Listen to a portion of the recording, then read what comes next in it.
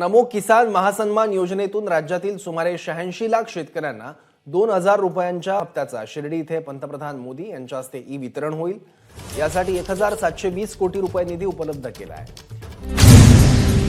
राज्यभरातील सर्व शेतकऱ्यांसाठीच्या आज दिवसभरातील सकाळच्या महत्त्वाच्या झटपट बातम्या। शेतकऱ्यांसाठी पीक विमा, कर्जमाफी व नमो शेतकरी योजनेच्या हप्त्याविषयी एक नवीन अपडेट आली आहे। कापूस सोयाबीनचे दर वाढले पण शेतकऱ्यांचा माल संपला, व्यापाऱ्यांनाच होत आहे फायदा।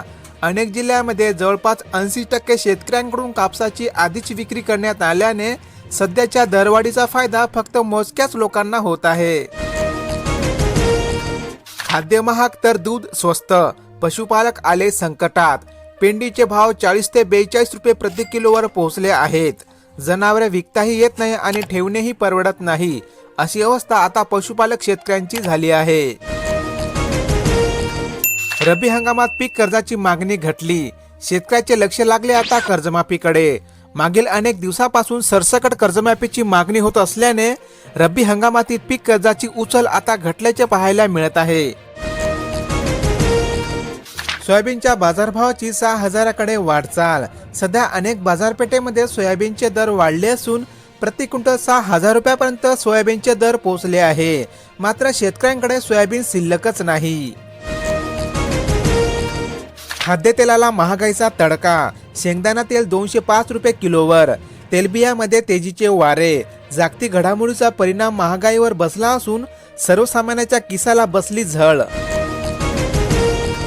भराडीच्या बाजारामध्ये तुरीला 8000 तर मक्याला 1600 रुपयांचा मिळत आहे भाव।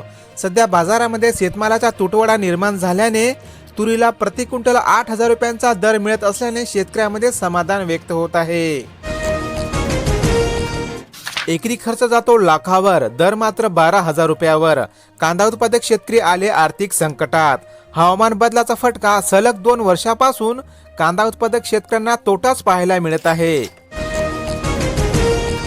द्राक्षाच्या दरात झाली घसरण, निर्यातीत मात्र मोठी वाढ झाली। द्राक्ष उत्पादक शेतकरी दुहेरी संकटात। स्थानिक बाजारामध्ये थेट 70 रुपयापर्यंत द्राक्षाचे दर कोसळल्याने शेतकरी आले आर्थिक संकटात। नमो शेतकरी योजनेचे 96 कोटी रुपये या आठवड्यामध्ये शेतकऱ्यांना मिळणार। मिळालेल्या वर्तमानपत्राच्या ऑनलाईन माहितीनुसार नमो शेतकरी योजनेच्या 8व्या हप्त्याचे पैसे शेतकऱ्यांना याच महिन्याच्या आठवड्यामध्ये मिळणार आहे। अटी आणि तुटपुंजा बक्षिसामुळे शेतकऱ्यांनी पीक स्पर्धेकडे फिरवली पाठ।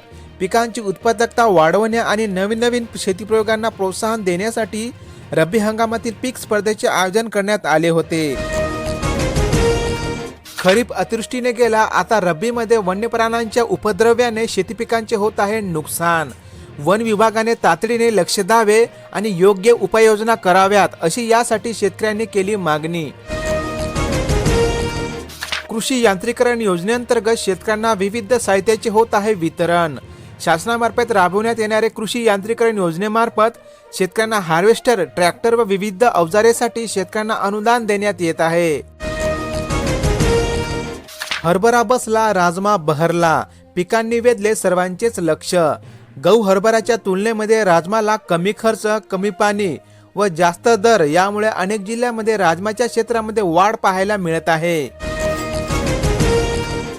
केवायसी चुकलेल्या बहिणींना मिळणार दिलासा, अंगणवाडी ताई करणार प्रत्यक्ष पडताळणी।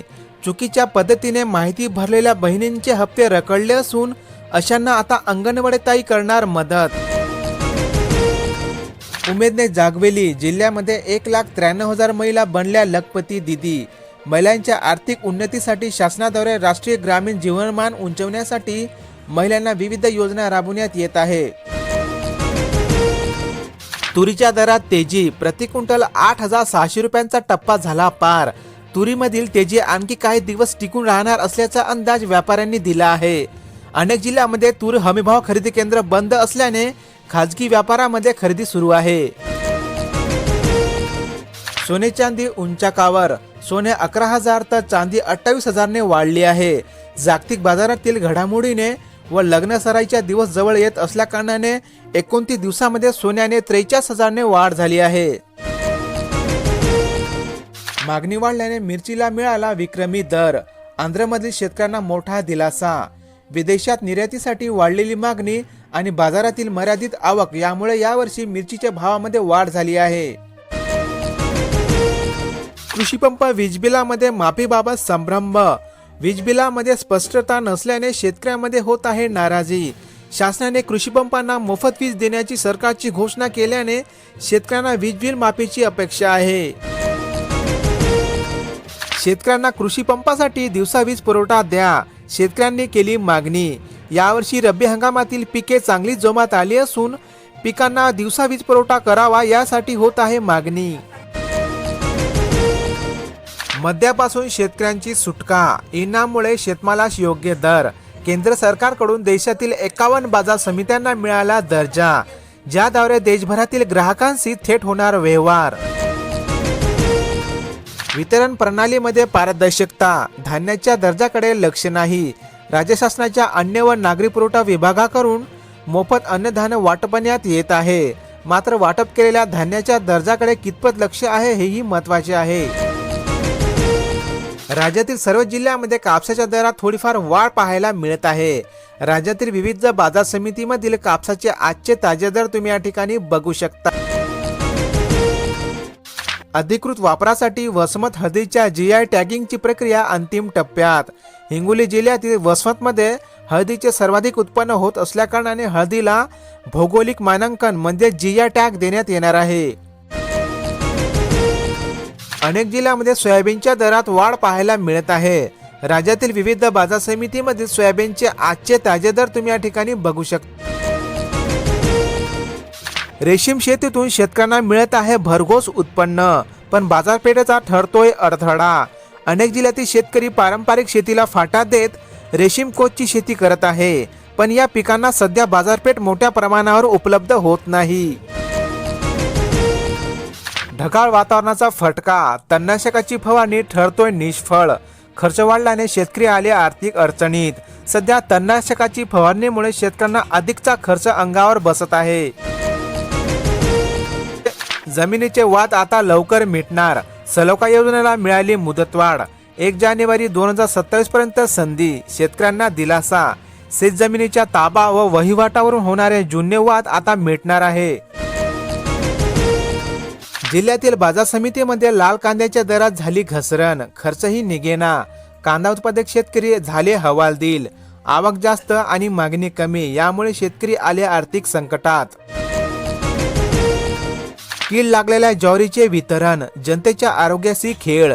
लाभार्थ्यांमध्ये रोषाचे वातावरण. वाशिम जिल्ह्यातील रेशन कार्ड धारक लाभार्थ्यांना निकृष्ट दर्जाचे धान्य पुरवल्याने लाभार्थ्यांनी केली तक्रारी. सोयाबीनच्या पट्ट्यामध्ये स्ट्रॉबेरी शेतीचा प्रयोग यशस्वी.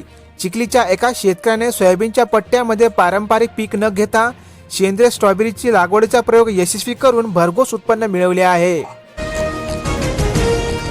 पोकरा अंतर्गत योजनेसाठी अकोला जिल्ह्यातील 860 शेतकऱ्यांची झाली निवड. नानाजी देशमुख कृषी संजीवनी प्रकल्पाअंतर्गत राबवण्यात येणारी पोकरा योजनेसाठी गावांची निवड करण्यात आली आहे. नवीन हरभरा बाजारात येण्याआधीच झाली दरामध्ये घसरण. जिल्ह्यातील शेतकऱ्यांमध्ये नाराजीचे वातावरण.